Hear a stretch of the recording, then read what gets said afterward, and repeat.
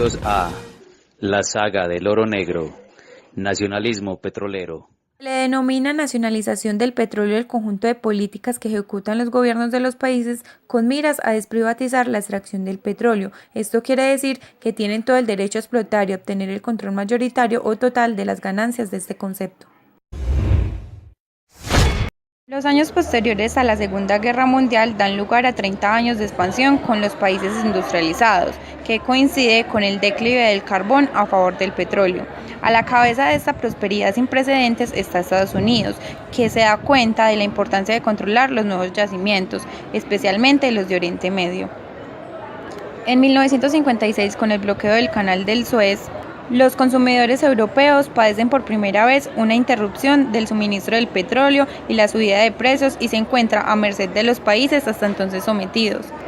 Conscientes de esa realidad, países como Venezuela y Arabia Saudita crean la OPEC, Organización de los Países Exportadores de Petróleo.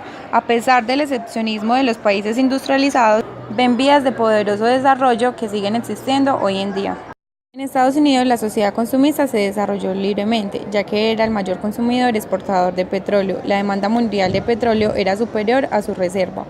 Después de la Guerra Mundial, Europa y Japón construyeron nuevamente su economía en base al oro negro. En ese momento, la economía se disparó y su consumo también, y se buscaron nuevas fuentes de petróleo.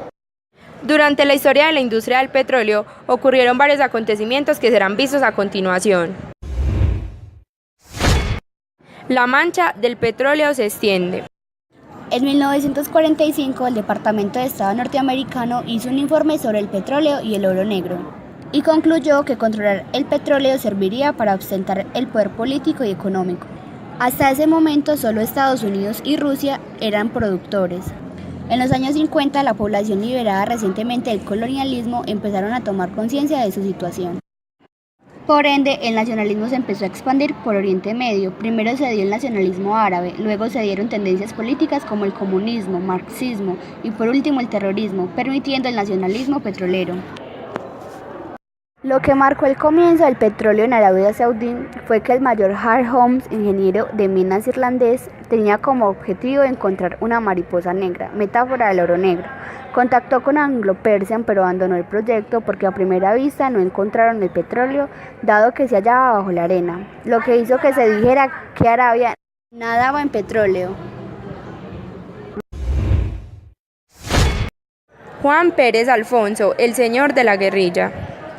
Un país no árabe, Venezuela, iba a tener un papel importante en el despertar del nacionalismo petrolero. Junto con México, son los países productores más antiguos de Latinoamérica. En 1910, a pesar de los indios, la naturaleza y el clima, las grandes petroleras angloamericanas como Shell Standard Oil enviaron a sus prospectores a buscar zonas ricas en oro negro. En los años 20, iniciaron varios descubrimientos seguidos especialmente en la cuenca de Maracaibo. Por ende, a manos de las petroleras se dieron sucesivos golpes de Estado. La situación terminó tras la Segunda Guerra Mundial y la caída del general Marcos Jiménez. Durante este periodo, las grandes petroleras extendieron sus actividades en Venezuela, que se convirtió en el primer país exportador de crudo en Estados Unidos. En 1947, Venezuela probó su democracia y surgió un hombre extraordinario, Juan Pablo Pérez Alfonso. Era amigo y compañero del nuevo presidente de la República, Rómulo Betancourt, un político progresista que nombró a Alfonso ministro de Energía. Se habían conocido en la universidad cuando estaban en huelga los trabajadores del petróleo en 1925. Sofocados por dureza, Pérez Alfonso apoyó la lucha de los trabajadores contra las petroleras y fue encarcelado con ellos. Desde esa época, lo que quería era cambiar la maldición del petróleo en un medio de promocionar su país y aquellos otros que pronto serían llamados del tercer mundo.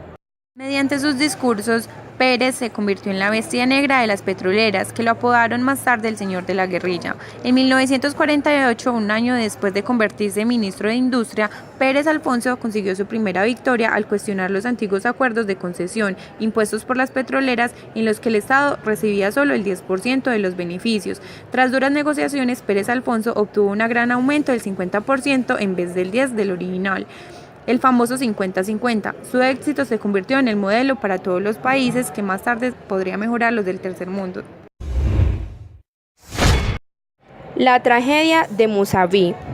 Mohammad Mossadegh Fue un ministro elegido democráticamente en Irán y gobernó entre 1951 y 1953. En 1951, Irán siguió el ejemplo de Venezuela al rebelarse contra la petrolera anglo-persa. Por ende, esta era una monarquía institucional. Todo comenzó con un conflicto social cuando Anglo-Irán se negó a los trabajadores y este enfrentamiento se extendió por todo el país. Anglo-Irán tenía gran presencia en la zona, ya que estaba dirigida principalmente por expartidarios británicos. Mossadegh declaró una nacionalización del petróleo para llevar paz al pueblo. En 1951 se hizo efectivo el nacionalismo por la Compañía de Petróleo Nacional Iraní, la NIOG. Tras bloquear a Irán y ejercer otro tipo de presiones, Estados Unidos y Reino Unido financiaron un golpe de Estado para que Mossadegh dejara el poder. Estados Unidos influyó a que se arrestara y se le diera prisión domiciliaria, y esto permitió que tuviera poder en el petróleo. En 1970, Irán estaba a manos de los norteamericanos.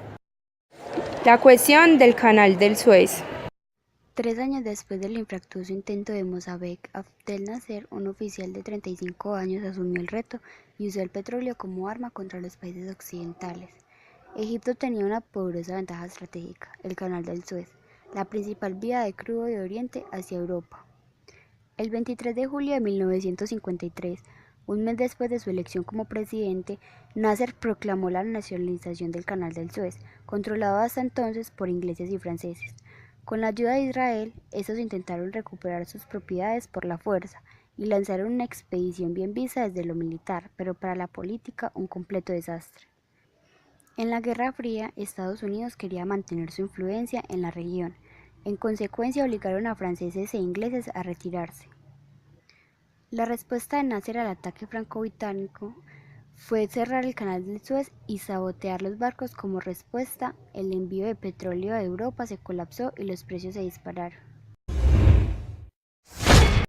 Europa se enfrenta a las grandes petroleras. Europa, que hasta el momento había confiado en las poderosas petroleras para abastecerse, intentaba conseguir su independencia energética. Francia, cuya industria refinadora era la mejor antes de la guerra, había quedado totalmente destrozada con los bombardeos de 1944. Las petroleras que operaban en Francia son las actuales BP o Exxon. En la década posterior a la guerra, Italia experimentó una fuerte expansión económica por una potente industria del automóvil y el establecimiento de una industria petrolera estatal.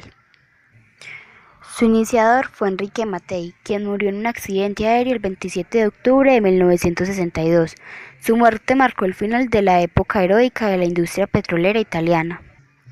En cuanto Mattei asumió su cargo, pudo demostrar cuáles eran sus planes. Este nacionalizó un depósito de gas del norte del país, en lo cual no estuvo de acuerdo Estados Unidos. Pero fue en vano, ya que Mattei hizo que se aprobara una ley que impidía que Italia cayera en manos de las grandes compañías angloamericanas. A partir de ese momento tuvo libertad de acción. En 1955 ofreció un contrato de asociación a la compañía egipcia más ventajosa que el de las grandes petroleras, y 2 años después adoptó la misma estrategia con Irán, lo que provocó la furia norteamericana, ya que ellos ya habían impuesto su ley. En 1959, El comienzo de la OPEP.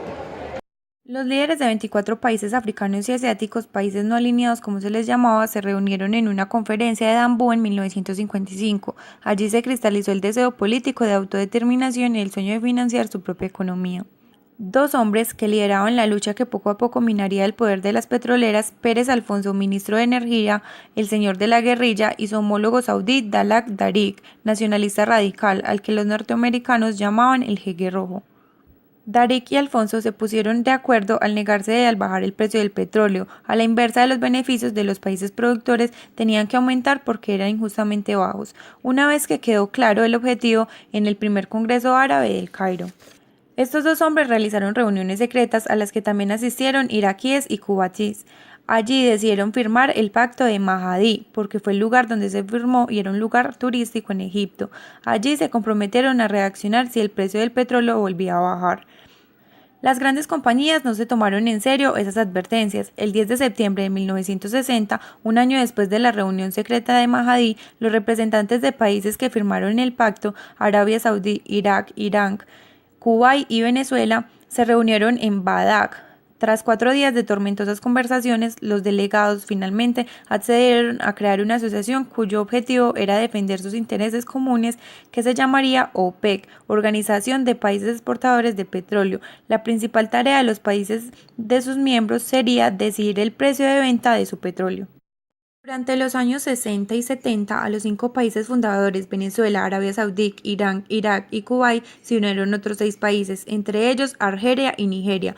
Los 11 países dominaban el mercado, representaban el 54% de la producción mundial, el 70% de las reservas conocidas y el 85% de las exportaciones. A pesar de la fuerza que representaba la OPEC, Pérez Alfonso y Dalak Darik, los 2 fundadores de la OPEC, pagarían caro su espíritu de independencia. Darik sería el primero en 1962. Y en 1963, Pérez Alfonso decidió actuar fuera de la OPEC, porque creía que ésta solo se dedicaría a la emancipación del tercer mundo, y no era así. Nacionalismo petrolero. Durante los años 60 se agravó el conflicto de norte a sur. En tal contexto, el petróleo se convirtió en una apuesta de gran valor económico y político. El porcentaje del consumo del petróleo en el mundo se debió principalmente a la industria del automóvil. 3 países de la OPEC, Argelia, Siria e Irán, iban a construir la vanguardia de los futuros conflictos. Argelia, en 1969, lideró la cruzada del petróleo, consiguió su independencia tras una dura guerra con Francia. En 1902 se firmó el Acuerdo de Vie-Am entre los argelinos, que defendían sus recursos naturales, el saber del suelo argelino, y los franceses, que querían esos recursos. Así, para satisfacer sus demandas y a pesar de estos acuerdos, las relaciones se empeoraron.